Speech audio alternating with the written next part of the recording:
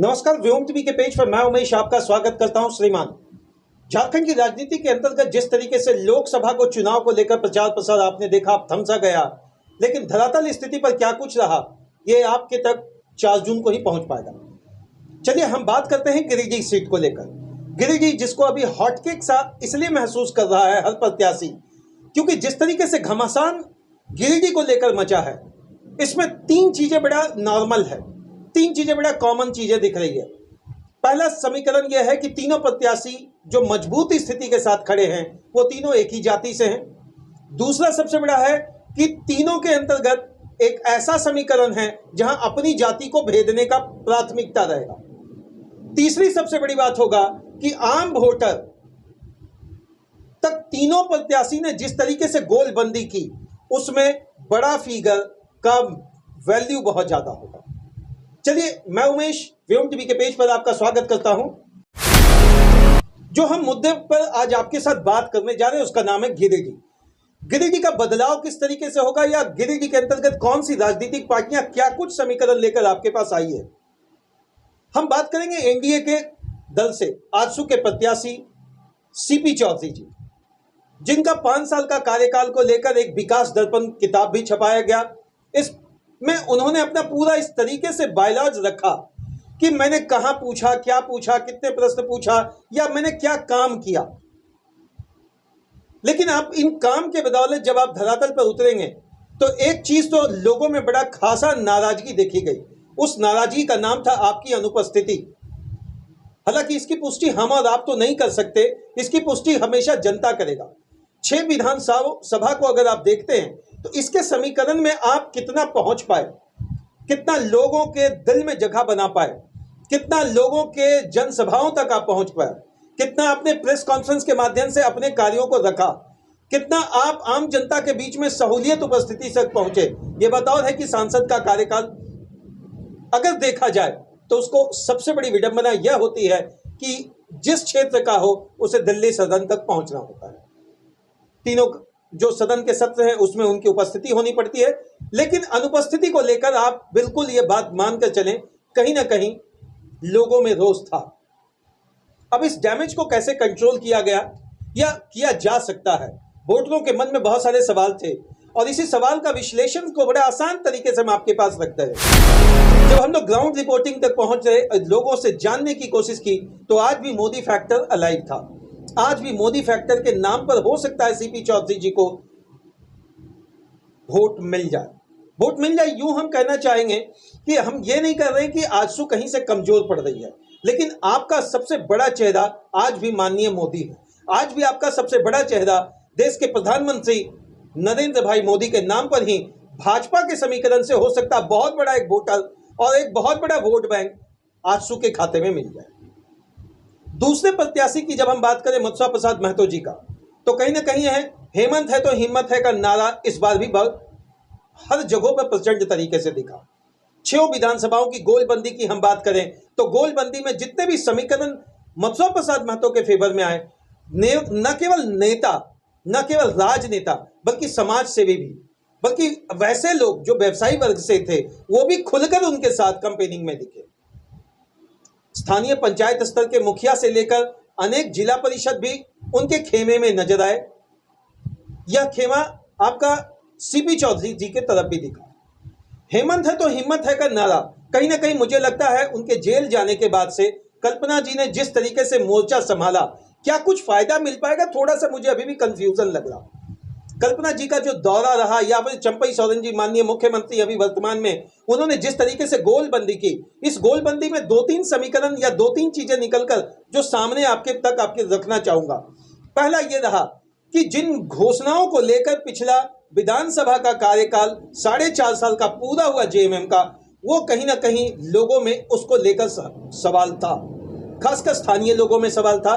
वैसे लोग जो गांव में थे, जो गरीब स्थिति में थे, लेकिन इनका एक पॉजिटिव फैक्टर यह भी है जिसका नाम है आदिवासी। आदिवासी का एक पॉजिटिव फैक्टर सीधा वोट बैंक के रूप में 2.5 से 3 लाख जो तब्दील मुझे लगता है गिरिडीह के अंतर्गत एक छत्र इनको मिलने जा रहा है। दूसरा एक समीकरण, अगर महागठबंधन के प्रत्याशी होने के नाते इनके घटक दल की जितनी भी पार्टियां हैं वो लोग भी खुलकर सामने आए। जैसे राजद का एक बहुत बड़ा समीकरण इस बार दिखा, हर प्लेटफॉर्म पर दिखा, हर जगह पर दिखा। दूसरा, अगर हम बात करें कि इनके घटक दल से कांग्रेस का समीकरण, मुझे लगता है पहली बार धरातल पर इस तरीके का दिखा। मुझे लगता है ये दिख तो लोकसभा का रहा था चुनाव, लेकिन वास्तविक भीतर खाने विधानसभा की गोलबंदी का मुझे आगाज नजर सा आया कुछ जगहों पर। ये दो समीकरण दो प्रत्याशियों के तरफ मुझे लगता है एक ऐसा वोट बैंक के रूप में तब्दील हो पाएगा, मुझे लगता है थोड़ा सा सब्र करने का जरूरत है। लेकिन सब्र करें तो कैसे करें? पार्टियां सब्र कर सकती है, लेकिन उम्मीदवार सब्र कैसे करें? क्योंकि जिस तरीके का भीड़ एक युवा के समीकरण में दिखा, जयराम महतो जेबी केएसएस पार्टी के तरफ से, जेबी केएसएस भाषा संघर्ष खतियानी संघर्ष समिति के माध्यम से जेएलकेएम का निर्माण किया गया, और उसी के प्रमुख सुप्रीमो जयराम महतो की गोलबंदी के सामने उनकी जो तपिश थी, उनके जो युवाओं का जोश था, उनमें जो वो उत्साह था, मुझे लगता है थोड़ा सा भीतर खाने जरूर खलबली मची होगी प्रत्याशियों में। अब आप कहेंगे कि मैं एक तरफा समीकरण रख रहा हूं। जी नहीं, मैं ये भी कहने को तैयार हूं कि सीपी चौधरी का कोर वोटर भाजपा, आजसू का अलायंस सेक्शन है, कहीं ना कहीं उनका एक अपना वोट है जिसको जयराम महतो और मथुरा प्रसाद महतो तोड़ नहीं पाएंगे।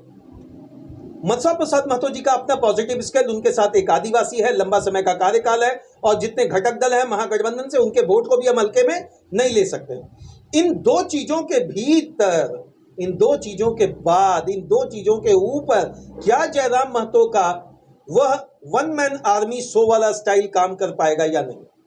राजनीतिक अपने परिवेश में एक नया रूप बनाता है, एक नया रंग बनाता है। इसी नए रूप और रंग और युवाओं के उत्साह के साथ जयराम महतो उतरे तो जरूर, लेकिन भीतर खाने थोड़ी बहुत परेशानियां अंतिम दौर पर ज्यादा नजर आई।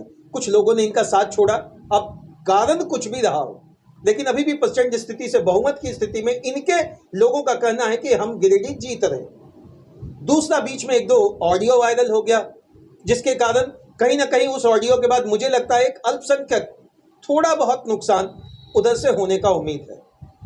अब ये जो वोट का समीकरण है, ये क्या कुछ होने जा रहा 25 तारीख को, थोड़ा सा संशय का विषय जरूर रहेगा, क्योंकि त्रिकोणीय स्थिति जरूर बन रहा है। आप कितना भी विश्लेषण कर लें, लेकिन इसका पूर्ण विश्लेषण आप नहीं कर सकते एक तरफा कि कोई एक पार्टी जीत रही है, चाहे वो जयराम महतो जीत रहे हो, या मथुरा प्रसाद जी जीत रहे हो, या सीपी चौधरी जी जीत रहे हो। एक तरफा समीकरण किसी भी चैनल पर किसी भी तरीके से पुष्टि इसलिए नहीं किया जा सकता क्योंकि भीड़ को आप हल्के में नहीं ले सकते, पुराने राजनीति को आप हल्के में नहीं ले सकते हैं, या एंटी इनकम्बेंसी आप कितना भी क्रिएट कर ले सीपी चौधरी के अगेंस्ट में। उन्होंने जो अपना खाका तैयार करके विकास दर्पण में रखा है, मुझे लगता है यह भी उनके एक कोर वोटर के रूप में लोग उनके पास सामने आएंगे। सुदेश जी का भी एक बहुत बड़ा फैक्टर है, कहने के लिए कुर्मी के बहुत बड़े नेता हैं और आजसू के सुप्रीमो भी हैं। इनकी पकड़ अगर राजनीतिक स्तर पर आप देखते हैं तो कहीं ना कहीं आपको पता चलेगा केंद्र में इनका पकड़ बहुत अच्छा है, और भाजपा के साथ जो इनकी ट्यूनिंग है, मुझे लगता है भीतर खाने बहुत मजबूत स्थिति पर है। तो भाजपा का वोटर इनके अगेंस्ट शायद नहीं जा पाएगा। मथुरा जी का एक अपना समीकरण है जिसको आप आसानी से नहीं तोड़ सकते, लेकिन जयराम जी जिस तरीके से अपनी गोलबंदी किए हैं, मैं एकदम स्पष्ट भीतर खाने नहीं, एकदम साफ सुथरा, बिना लाग लपेट, न पक्ष न विपक्ष, आपके तक इस बात को जरूर पहुंचाऊंगा कि जयराम महतो का भीड़ ही उनकी मजबूती है। जयराम महतो के पीछे जो 50 से 60% युवाओं का हर क्षेत्र में भीड़ दिखा, यह उनका वोट बैंक है कि नहीं, ये 25 को पता चलेगा। बहरहाल जो कुछ भी हो, 25 मई कितना किस पार्टी के लिए सुखद होगा, किसको मिलेगा मसाला का टेस्ट और किसको वोट की वास्तविक स्थिति से भीतर खाने कसमकस की स्थिति में रहना पड़ेगा, थोड़ा सा सब्र करना पड़ेगा। आप वोटर जरूर हैं, लेकिन आपके भीतर भी ये जरूर एक उलझन सा बना हुआ होगा। बाहरी भीतरी का फैक्टर कितना काम करेगा, जाति दल स्थिति कितना आपके पास सामने लाकर रखा जा सकता है। मुझे लगता है 25 मई का जो समीकरण होगा उसमें 3 चीजें बहुत मजबूत होने जा रही है। स्थानीय मुद्दों को लेकर इस बार वोटर काफी प्रबल स्थिति पर सामने दिख रहे हैं, और यह मुद्दा जिनके द्वारा जितना प्रचार प्रसार में रखा गया वो नंबर 1 पोजीशन में रहेगा वोट बैंक के रूप में। दूसरा, बड़ी पार्टियों के तरफ से मोदी फैक्टर रहने जा रहा है या नहीं रहने जा रहा, यह उनके कार्यकाल, सीपी चौधरी जी का काम और केंद्र में सरकार किनकी है, जिनका पीछे जो एक बात रखा जा रहा, अब की बार 400 पार का नारा। और तीसरा, झारखंड की सबसे बड़ी लोकल पार्टी जेएमएम के महागठबंधन के तरफ से मनसा प्रसाद महतो जी का समीकरण। धन्यवाद। मैं उमेश अपने सारे सहयोगियों के द्वारा आपका व्योम टीवी में स्वागत करता हूं। चर्चा परिचर्चा इस तरह से बनी रहेगी। चुनावी सफर में जो कुछ हमने महसूस किया, जो कुछ हमने देखा, वो आपके तक हमने रखा। जय हिंद।